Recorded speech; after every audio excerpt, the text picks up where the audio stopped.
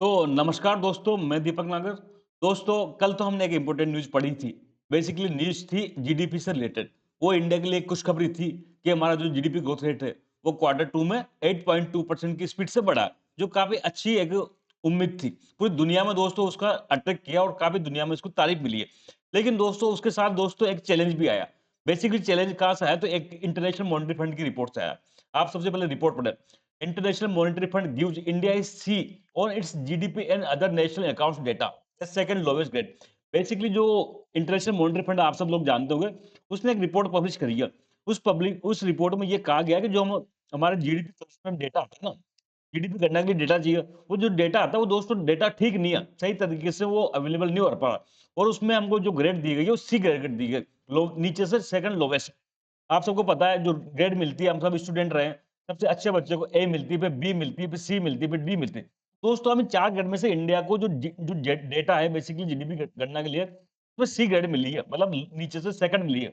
तो लोगों का ये कहना है कि जब हमारा डेटा ही अच्छा नहीं है, हमारा डेटा की क्वालिटी ठीक नहीं है, तो हमारी जीडीपी गणना भी क्या होगी? ठीक नहीं होगी। और जो हमारा जीडीपी का जो डेटा आया कल, जानबूझ के उसको बढ़ा चढ़ा के पेश किया गया। ये विपक्ष को मुद्दा मिल गया। ये सारे जो मोदी गवर्नमेंट के विरोधी हैं, स्पेशली सुब्रमण्यम स्वामी टाइप के लोग, वो वापस मतलब मार्केट में एक्टिव हो गए। तो इसके बारे में भी हम जानेंगे कि क्या उनका आर्गुमेंट सही है, नहीं है। पर आप सबसे पहले न्यूज़ समझ गए होंगे। बेसिकली मैं दोबारा रिपीट करता हूँ कि इंटरनेशनल मॉनेटरी फंड ने एक रिपोर्ट दी है इंडिया से रिलेटेड, जिसमें ये कहा गया कि भाई जो हमारा जीडीपी गणना के लिए डेटा चाहिए, वो डेटा की क्वालिटी दोस्तों ठीक नहीं है। उसने हमको सी ग्रेड दी गई है, जो नीचे से सेकंड लोवेस्ट है। ए बी नहीं दी, सी दी है दोस्तों। तो इट मीन्स हमारा डेटा की क्वालिटी ठीक नहीं है, ये आईएमएफ का कहना। अब ऐसा क्यों कहना, उनका कहना है, गवर्नमेंट ऑफ इंडिया क्या रिफॉर्म कर सकती है, इस सब के बारे में दोस्तों हम आगे वन बाय वन करके डिस्कस करेंगे। सबसे पहले आप न्यूज पढ़ ली, हमने न्यूज समझ ली। International Monetary Fund in its report had assign ये सी ग्रेड, हमको कौन सी ग्रेड दी? सी दी है दोस्तों। टोटल 4 ग्रेड थी होती है, ए बी सी डी, उसमें से हमको सी दी है, नीचे से सेकंड लोवेस्ट दी है दोस्तों। To India's national accounts data, specially targeting the GDP and GVA, जो gross domestic product and gross value added जो गणना करते हैं, उसके लिए डेटा चाहिए। वो डेटा की क्वालिटी के लिए दोस्तों हमको सी ग्रेड मिली है, मतलब हमारा डाटा अच्छा नहीं है। This is the second lowest grade on the international Monetary fund data quality scale. Basically जो इंटरनेशनल मॉनेटरी फंड है, उसका एक डाटा क्वालिटी स्केल होता है, उसमें ये जो ग्रेड है वो सेकंड लोएस्ट ग्रेड है। आगे हम देखेंगे क्या क्या ग्रेड होती है दोस्तों। सबसे पहले आप ये डेटा स्किल देखें। इंटरनेशनल जो मॉनेटरी फंड है बेसिकली डेटा क्वालिटी स्किल, इसको पूरी दुनिया की जितनी भी जीडीपी है, जितनी दुनिया के जितने भी देश हैं, उन सब में जीडीपी गणना होती है। उन सबको दोस्तों ये 4 ग्रेड देता है। ग्रेड ए, ग्रेड ए का मतलब है वहाँ पे जो जो डेटा की क्वालिटी बहुत हाई क्वालिटी है। क्या है? बहुत हाई क्वालिटी है, टाइमली और ग्रेन्युलर डेटा अवेलेबल है। तो यहाँ पे जो जीडीपी गणना होगी वो बहुत अच्छे तरीके से होगी, कोई दिक्कत नहीं आएगी। तो सेकंड जो दोस्तों जो ग्रेड दी जाती है ग्रेड बी, इसका मतलब कुछ कमी है, शॉर्ट कमी का मतलब उससे ग्रेड जैसा बेस्ट नहीं है, लेकिन कुछ कमी है। But overall adequate for surveillance India overall दोस्तों। तो ये दोस्तों ग्रेड बी का कहना है कि भाई ये शॉर्ट कुछ तो कमी है, लेकिन फिर भी ये पर्याप्त है, इससे हमारा क्या होगा? जीडीपी पर सर्विलांस पर्याप्त हो सकता है। लेकिन दोस्तों जो ग्रेड सी है, वो बेसिकली इंडिया को दी गई है। इसमें दोस्तों ये कहा गया कि भाई जो जीडीपी डेटा है उसमें शॉर्ट कमिंग है, दैट सम होल होम पर सर्विस। इससे क्या होगा दोस्तों? जो सर्विलांस करते हैं जीडीपी पर, जब हमारे पास डेटा ही पर्याप्त नहीं हो, तो हम जीडीपी पे जो सर्विलांस कर सकते हैं गवर्नमेंट, वो नहीं कर पाएगी, ठीक। और दोस्तों ग्रेड डी, वो बिल्कुल सीरियस डेफिशिएंसी है। क्या है? बिल्कुल सीरियस डेफिशिएंसी है। मैं यहाँ आपको फिर रिपीट कर दूं, इंडिया को इसमें सी ग्रेड मिली है, जिसका मतलब हमारे डेटा में शॉर्ट कमिंग है, जिससे हम क्या होगा, जो जीडीपी का बस सर्विलांस है गवर्नमेंट की, वो कम होगी। लेकिन दोस्तों ये कोई पहली बार नहीं है, लास्ट ईयर भी हमको ग्रेड सी मिली थी। और इवन चाइना को, चाइना के कई लोग आजकल पैशन चल गई, हर चीज में हम चाइना से कंपेयर करते हैं, तो यहाँ भी कंपेयर कर सकते हैं। तो चाइना को भी दोस्तों ग्रेड सी मिली है। तो ये दोस्तों ये तो मैटर हो गया।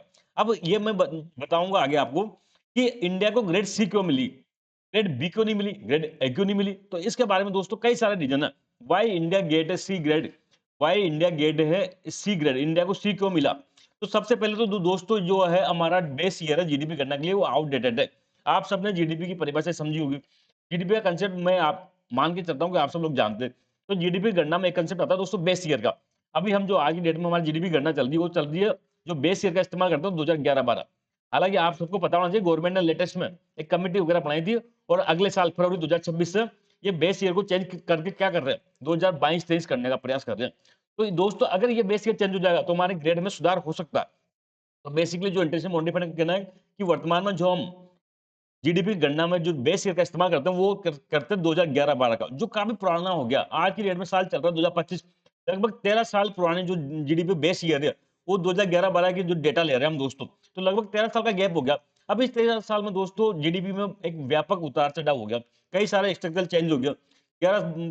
11 में हो सकता था उस टाइम टेप रेडियो का इस्तेमाल होता था, लेकिन आज की डेट में नहीं होता। कई सारी चीजें उस समय के साथ बदल गई, तो अभी भी हम इतना पुराना डेटा का इस्तेमाल करेंगे बेस ईयर के रूप में, तो कैसे काम चलेगा? तो हमको इसको क्या करना चाहिए था, अपडेट करना चाहिए था। क्योंकि हमारा जो बेस ईयर पुराना है, तो इसलिए हमारी क्या करी, ग्रेड हमारी कम मिली है दोस्तों। तो structural change in economy is not included. तो बेस ईयर पुराना होने से, आउटडेटेड होने से दोस्तों, जो इकोनॉमी में स्ट्रक्चरल चेंज हुए हैं, वो इसमें शामिल नहीं कर पाए। इसलिए हमारा एक क्या कहा, जो डेटा की क्वालिटी है वो एक तरह से ठीक नहीं है। ये इंटरनेशनल मॉनेटरी फंड का कहना है। सेकंड दोस्तों, एक इश्यू है डिप्लेटर इश्यू। आप सबको पता है, महंगाई के साथ अगर जीडीपी को गणना करता है, उसको उसको कहते हैं नॉमिनल जीडीपी। ठीक है बात इसको। फिर इस नॉमिनल जीडीपी से real GDP without inflation, inflation का इम्पैक्ट किए बिना तो जीडीपी गणना करता है, उसको कहते हैं रियल जीडीपी। तो भारत में दोस्तों जो आज भी नॉमिनल जीडीपी से रियल जीडीपी को जाने के लिए जो इस्तेमाल करते हैं महंगाई का मापदंड, वो बेसिकली डब्ल्यूपीआई को करते हैं, होलसेल प्राइस इंडेक्स को। मैंने ये पहले भी पढ़ाया हुआ दोस्तों। इंडिया क्या कर रहा है, शिफ्ट करने का प्रयास कर रहा है डब्ल्यूपीआई से पीपीआई की तरफ, प्रोड्यूसर प्राइस इंडेक्स की तरफ। लेकिन इंटरनेशनल मॉनेटरी फंड का कहना है कि वर्तमान में इंडिया होलसेल प्राइस इंडेक्स को इस्तेमाल करता है डिफलेटर के रूप में, जो कि अनुचित है। क्यों है अनुचित? क्योंकि दोस्तों आप सबने अगर डब्ल्यूपीआई का देखा होगा, तो डब्ल्यूपीआई में दोस्तों एक तो सर्विस सेक्टर शामिल नहीं है। क्या नहीं है? सर्विस सेक्टर शामिल नहीं है। तो इतना बड़ा सेक्टर को शामिल नहीं किया गया, तो फिर हमारा डेटा कैसे अच्छा होगा? साथ में दोस्तों इसमें टैक्स वगैरह शामिल होते हैं, गवर्नमेंट के टैक्सेस वगैरह भी शामिल होते हैं। तो ये दो चीजों की होने से दोस्तों डब्ल्यूपीआई एक अच्छा मापदंड नहीं होता। इसके जगह हम प्रयास कर रहे हैं प्रोड्यूसर प्राइस इंडेक्स लाने का, पीपीआई लाने का। इंडिया ट्राई कर रहा है दोस्तों। दुनिया के जितने भी अच्छे देश हैं, जो जहां पे इकोनॉमी का डेटा बहुत अच्छा है, वो दोस्तों सब आज की डेट में प्रोड्यूसर प्राइस इंडेक्स का इस्तेमाल कर रहे हैं। इंडिया भी प्रयास कर रहा है। हमने एक कमेटी भी बनाई थी बीच में, लेकिन अभी तक हम शिफ्ट नहीं हो पाए। तो एक ये भी कमी बताई इंटरनेशनल मॉनेटरी फंड ने कि हम डिफ्लेटर के रूप में डब्ल्यूपीआई का इस्तेमाल कर रहे हैं, जो कि सही मापदंड नहीं बताता। इसकी जगह हमको क्या करना चाहिए, पीपीआई का इस्तेमाल करना चाहिए। सेकंड थर्ड बिंदु है दोस्तों, इनफॉर्मल सेक्टर है कवरेज। भाई जीडीपी किसे कहते हैं? प्रोडक्शन हो रहा है। प्रोडक्शन एक तो फैक्ट्री में होता है, एक चाय वाला। तो दोस्तों जो चाय वाला है, या रेडी पटरी वाला है, कोई सब्जी का ठेला वाला है, फल फ्रूट का ठेला वाला है, ये कोई रजिस्ट्रेशन नहीं है गवर्नमेंट के पास में। इनको कहते हैं इनफॉर्मल सेक्टर। दो तरह के सेक्टर होते हैं, एक तो फॉर्मल, जहां पे क्या होता है, गवर्नमेंट के सारे नियम कायदे लागू होते हैं, गवर्नमेंट के पास रजिस्टर्ड होते हैं, जिनका खुद का सीए होता है, जीएसटी रजिस्ट्रेशन वगैरह फिल करते हैं, आराम से वहां पर डेटा इजीली गवर्नमेंट के पास चल जाता है। दूसरा होता है इनफॉर्मल, जो गवर्नमेंट के पास रजिस्टर्ड नहीं है। चाय की दुकान में दिन में कितनी चाय बेची, किसको पता? कोई कोचिंग वाला ने कोई एक कमरे में बैठी कोचिंग पढ़ा रहा, तो उसको कैसे पता? जैसे बड़ी कोचिंग है, दृष्टि कोचिंग है, तो वहां तो सबको पता है, वहां पर रसीद कट रही है, सब उसका डेटा गवर्नमेंट के पास में है, जीएसटी वगैरह पे वो ला। लेकिन कोई एक कमरे में पढ़ा रहा है, तो उसका डेटा कैसे आएगा? तो ये जो चीज गवर्नमेंट के पास रजिस्टर्ड नहीं है दोस्तों, उसको कहते हैं इनफॉर्मल सेक्टर। तो भारत में अभी भी क्या इनफॉर्मल सेक्टर बहुत ज्यादा है। ये सबको क्या है दोस्तों, इन सब का डेटा करने के लिए कोई एक अच्छी मैकेनिज्म इंडिया के पास है नहीं। तो इसलिए दोस्तों एक तो जीडीपी में जो हमारा डेटा आ रहा है, ज्यादातर दोस्तों फॉर्मल सेक्टर से आ रहा है, और इनफॉर्मल सेक्टर से जो आना चाहिए, उस हिसाब से दोस्तों गवर्नमेंट ला नहीं पा रही उसको। तो एक बड़ा जो कमी है हमारे डेटा में, वो है बेसिकली इनफॉर्मल सेक्टर का डेटा हम पर्याप्त तरह से कलेक्ट नहीं कर पा रहे। Current data does not adequately capture the informal sector. Basically जो हमारा करंट डेटा सिस्टम है मोस्टली का, वो ज्यादातर क्या करता है, जो फॉर्मल सेक्टर है, जब रजिस्टर्ड है गवर्नमेंट के साथ में, वो तो अच्छे से कैप्चर कर पा रहा है, लेकिन जो इनफॉर्मल सेक्टर है उसको कवर नहीं कर पा रहा। तो ये एक बहुत बड़ी कमी डेटा में इंटरनेशनल मॉनेटरी फंड ने इंडिया में बताई है। फोर्थ है दोस्तों डेटा डिस्क्रिपेंसी। आप सब जीडीपी के बारे में जानते होंगे। जीडीपी की गणना करने के कई मेथड होते हैं। प्रोडक्शन मेथड होता है, इनकम मेथड होता है, एक्सपेंडिचर मेथड होता है। अब भाई चीज एक ही है, उसकी गणना कैसे भी करो, डेटा सेम ही आना चाहिए। चीज एक जीडीपी है, जीडीपी को हमको कैलकुलेट करना है। अब तीन मेथड से करो, तो क्या तीन मेथड से अलग जीडीपी आनी चाहिए? क्या नहीं आनी चाहिए? एक ही आनी चाहिए। लेकिन इंडिया में ऐसा हो रहा है दोस्तों, there are sizeable discrepancy between production method and expenditure method. तो जीडीपी गणना करने का एक एक्सपेंडिचर मेथड होता है, चिकजम, consumption, investment, government expenditure, export minus import. ये मैं अभी बताने का टाइम नहीं दोस्तों, आई होप आपको याद होगा। तो बेसिकली जो जीडीपी गणना करने का एक्सपेंडिचर मेथड है, जिसमें कितना हम खर्चा कर रहे हैं, उसको उसके माध्यम से जीडीपी गणना करते हैं। एक होता है प्रोडक्शन मेथड, कितना प्रोडक्शन किया फैक्ट्री में, उसको हम गणना करते हैं। तो दोनों चीज सेम होनी चाहिए। भाई जितना प्रोडक्शन हो रहा है उतना ही खर्चा हम कर रहे हैं खरीदने में। 100 कारें बनी, फैक्ट्री में प्रोडक्शन हुआ, तो 100 कारें कंज्यूमर ने खरीदी। तो दोनों चीजें लगभग सेम होनी चाहिए, थोड़ा बहुत डिस्क्रिपेंस हो सकता है। लेकिन दोस्तों इंडिया के केस में इसमें बहुत ज्यादा डिस्क्रिपेंसी है, मतलब ज्यादा अंतर है। तो ये भी एक दोस्तों इससे पता चलता है हमारा डेटा क्वालिटी अच्छी नहीं है। नहीं तो दोनों मेथड में ये अंतर नहीं होना चाहिए था। तो ये चार मेजर रीजन बताएं दोस्तों इंटरनेशनल मॉनेटरी फंड ने, इसलिए हमको दिया गया है सी रेटिंग। ठीक है बात यहाँ तक। अब दोस्तों गवर्नमेंट का क्या एफर्ट है? गवर्नमेंट का क्या मानना है इस बारे में? तो मैंने पहले बताया आपको और गवर्नमेंट क्योंकि मानना नहीं है, मेरा भी ओपिनियन बताना चाहूँगा मैं दोस्तों यहाँ पर। कई लोग ने दोस्तों ये डेटा ये पढ़ के गवर्नमेंट पे अटैक अटैक लगा करना शुरू कर दिया, बहाना मिल गया उनको, चाहे वो द वाइड जैसे न्यूज़ चैनल हो या फिर सुब्रमण्यम स्वामी जैसे मोदी विरोधी व्यक्ति हो या अपोजिशन पार्टी का काम है, आप सब जानते हो अपोजिशन करना होता है। पर इसमें कितनी सत्यता है? हम एक इकोनॉमिक के स्टूडेंट के रूप में दोस्तों इसके बारे में जानेंगे। हम कोई पॉलिटिकल बातें यहाँ करते नहीं है, ना पॉलिटिकल कोई को हमसे कोई लेन-देन नहीं है। तो एक ओपिनियन के बारे में दोस्तों सबसे पहले तो उन्होंने गवर्नमेंट ने कहा या इंटरनेशनल मॉनिटरी फंड की जो बेस ईयर है आपका 2011-12 है। इसको लेटेस्ट होना चाहिए, आउटडेट होना चाहिए, तो बिल्कुल होना चाहिए। गवर्नमेंट इसका एफर्ट भी कर रही है, गवर्नमेंट इसका एफर्ट्स भी कर रही है। मैंने लेक्चर्स में बताया भी था आपको। एक वो गोलदार साहब की अध्यक्षता में कमेटी बनी हुई है, तो उस कमेटी ने निर्णय ले लिया कि 2025-26 से फरवरी 2026 से दोस्तों जो हमारा जीडीपी बेस ईयर है, वो 2011-12 से बदल के कितना कर दिया जाएगा? 2022-23 कर दिया जाएगा।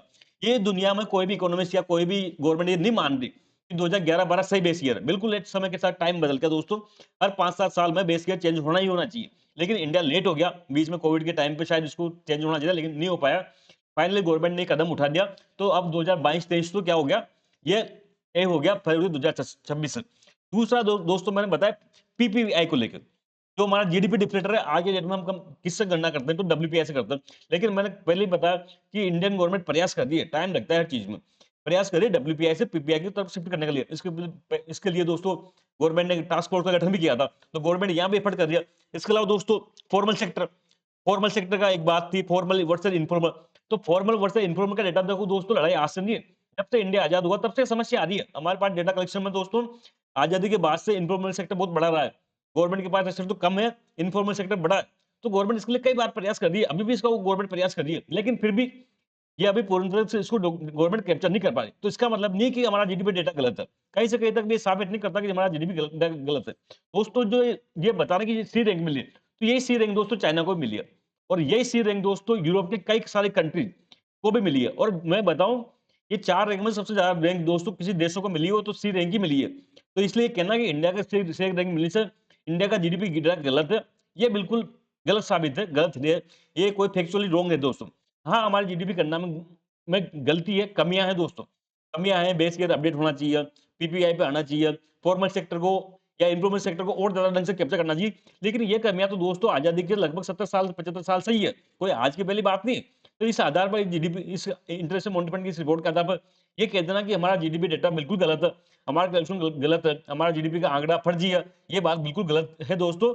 हमको इसमें दोस्तों इंप्रूव करना चाहिए, गवर्नमेंट इसका प्रयास भी कर रही है, लेकिन ये मैं मानने को तैयार नहीं कि भाई ये हमारा जीडीपी गलत है। तो दोस्तों ये मेरा ओपिनियन था, आई होप आप सबको समझ में आया होगा। हम जल्द मिलेंगे दोस्तों, तब तक के लिए थैंक यू, जय हिंद दोस्तों।